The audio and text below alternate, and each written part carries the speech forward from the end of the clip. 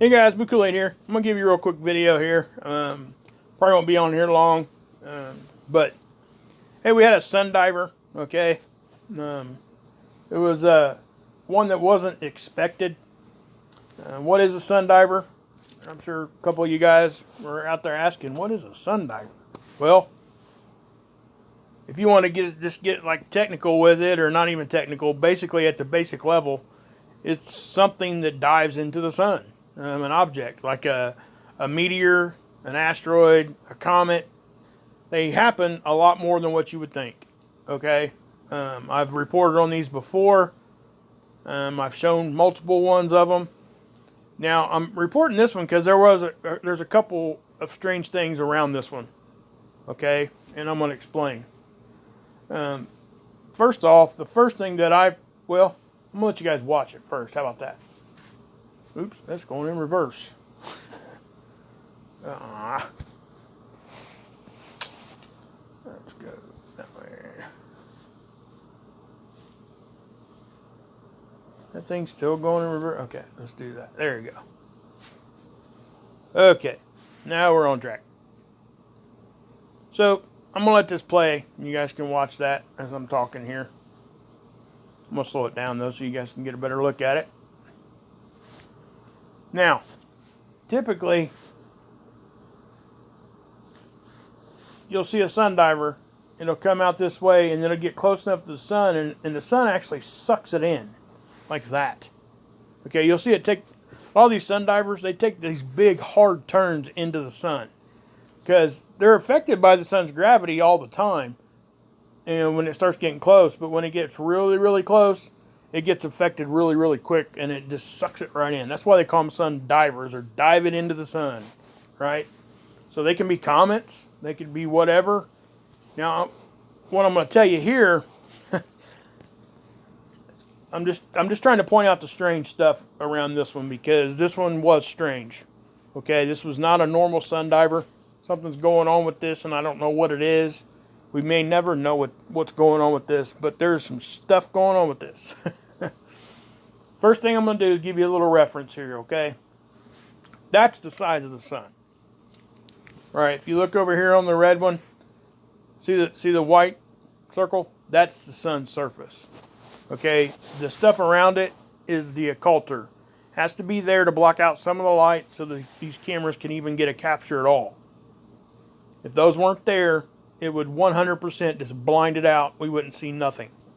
Okay, so they're there for a reason. And something else I'm going to say real quick. There's not just one on these cameras. Okay, there's one external one, but the majority of them have three. Two of them are on the inside. Okay, and I'll be doing a video here in the next couple, 3, maybe 4 weeks. And I'm going to show you guys one of these cameras, what they look like, and what they do, and how they operate. And so I'll go into that later. But anyway, look at this. Okay. Now, again, why is this one strange? Well, they didn't know it was coming. They didn't see it. And that isn't so odd, okay? And I'm going to say this right here. I use this line from Armageddon a lot. In the movie Armageddon. Billy Bob Thornton tells the president, when the president asks him, how did we miss an object this big? You know, aren't we looking in the sky? And he's like, and Billy Bob Thornton tells the president, begging your pardon, Mr. President, but it's a big ass sky. Okay? Excuse my language there, but that is what it is. Alright, guys, it's a big ass sky. That's a fact. None of us walking this earth today will ever see the day when we can confidently say we see everything that's coming at us. Okay? We may never ever be able to say that kind of thing. Alright? It would take so much money, observatories, it would take so many satellites, it would take so many people. It would just, yeah. You know, no pun intended, but it's astrological, okay? Now, you know, we do catch some of these, okay?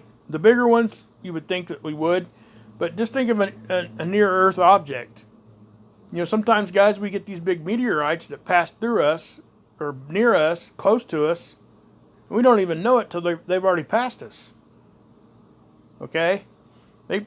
They're closer, they come closer than what the moon is.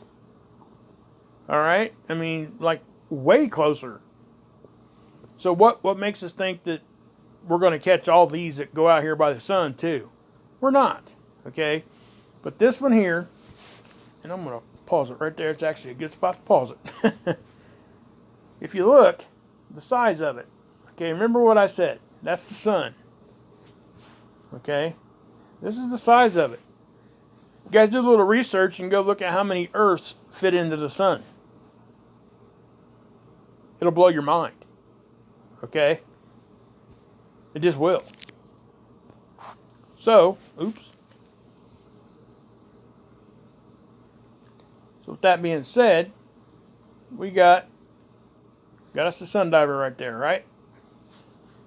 So, what this camera here, guys, I'm just going to give you a little explanation. The one on the left, the black and white one, is made to detect CMEs. So when we have a CME blow off the sun, right, what it will do, it'll give you blue lines outline the front of it, the leading edge. Then it'll give you red plus marks to outline the rest of it. Okay, it tries to. That's the whole purpose of this tool.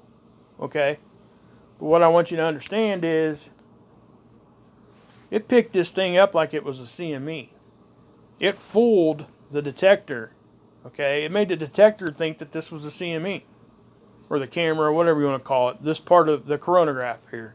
Okay, it actually thought this could have been a CME. Now, what that tells me is that this object right here, and if you look here, this is what I was hoping to see.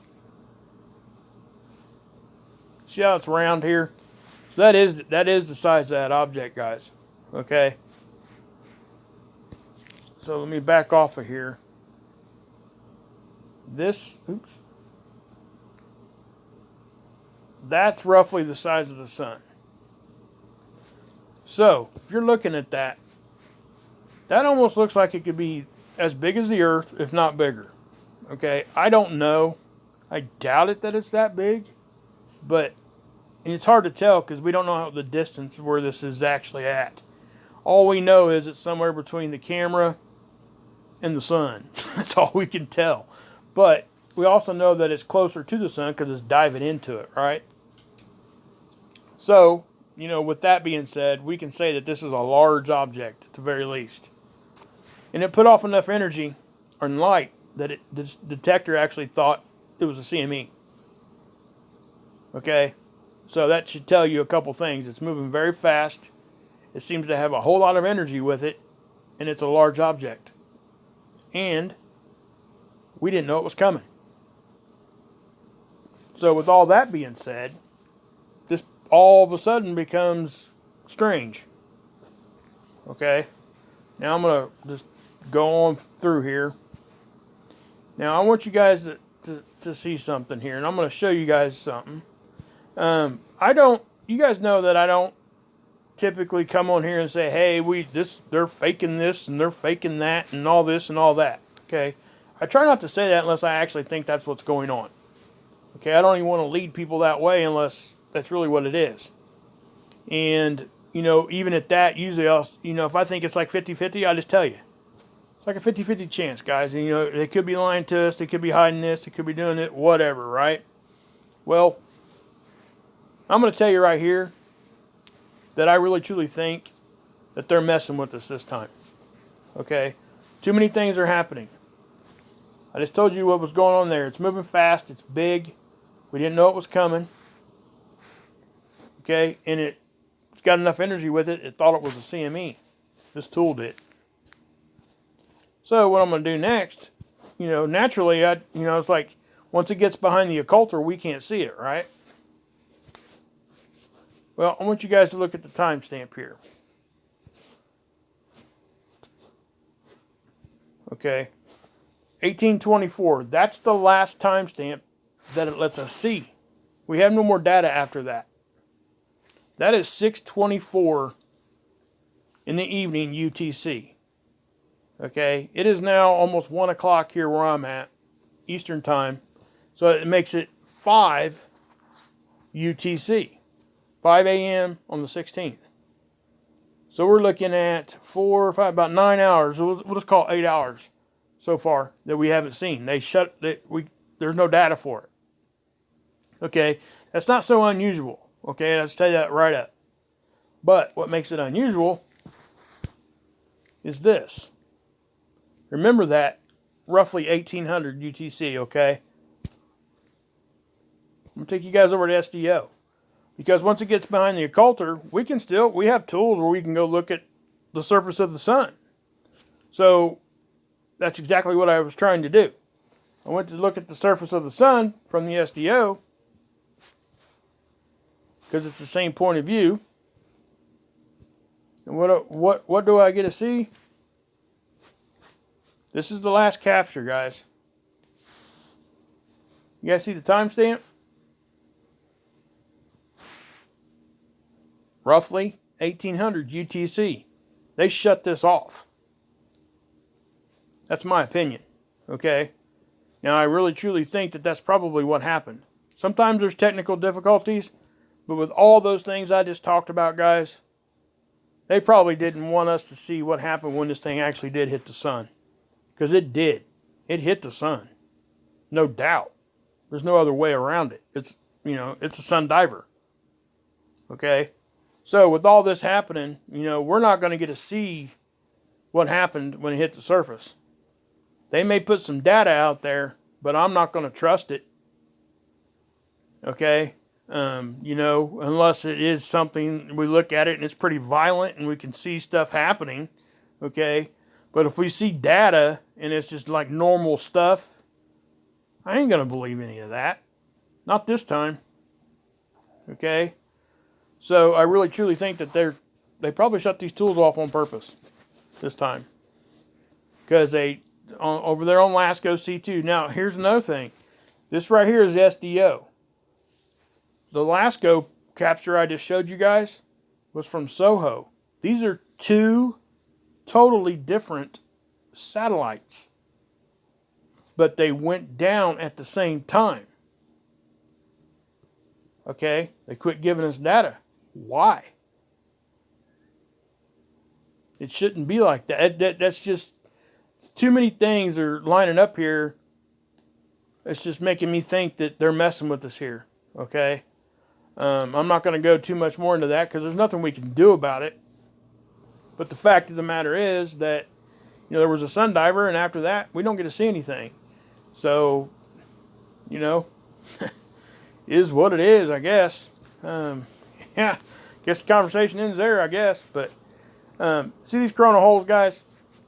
This is the equator of the sun. Earth's here. I want to point something out real quick. Solar wind, we've been talking about that, right?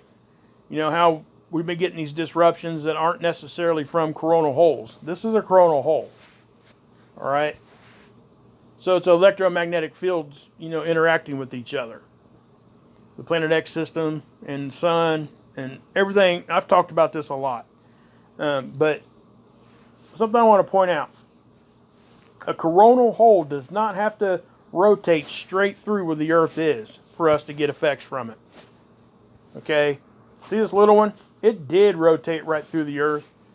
But it's going to take 2 or 3 days for that energy to get here. Okay? But what I want to point out here, what we're going to do is this is the Earth. Okay? I've used this analogy. I just haven't drilled the picture yet. It's the buckshot thing. Okay? So we got a guy over here, right? He's sitting on his booty, right? And he's here. He's smiling. He got a hat on. He's in his tree stand, I guess. Let's just say that. Oops. Man, somebody must not like my picture. Put a big E on this. How about that? That's Earth. Okay? So you got Mr. Hunter here. I guess that's a little better. Put a hat on him. Okay? So he's got a gun here, right? He's got a shotgun. Shoots this shotgun. Well, it starts coming out, right? Well, Does it keep going like that? No, it doesn't. Buckshot spreads. Okay, you see what I'm getting at here? So what I'm saying is that, you know, if this was in a straight line, if it shot from right here, okay, and it was a straight line, Earth's here, we don't get no reaction from it, right? Well, but that ain't what happens. Those charged particles, guys, they spread out like buckshot. That's my point. So the further away from this, the energy gets away from the sun, the broader spectrum it is that it hits. Okay? So, anyway, I just want to point that out. We're probably going to get some sort of disruptions and stuff from this. You know, and this isn't something crazy. Now, you know, a couple weeks back when we were getting disruptions and no coronal holes at all, we couldn't point toward the sun. So now we have to say, hey, if it ain't the sun, it's got to be something else. That's when we went into the discussion of the Planet X system and the electromagnetic fields and all that discussion we've been having, guys. Now, again, guys, I already went and looked at the magnetopause models. There's not a whole lot going on there, so I probably won't do a recap here at the end of the video with music and stuff this time. But I did want to show you guys this, okay? Scott did a video on it also, pretty much saying the same thing.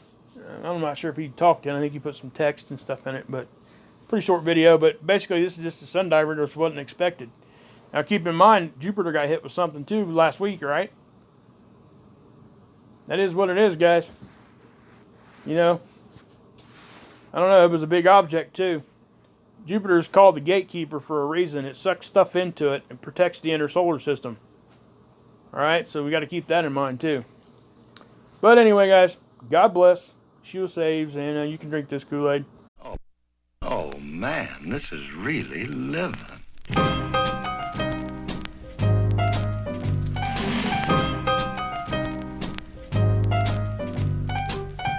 We're committed to the art and nothing can stop us. Not even a train, plane, tractor, all of us as we feel the rhythm inside the marrow of our bones.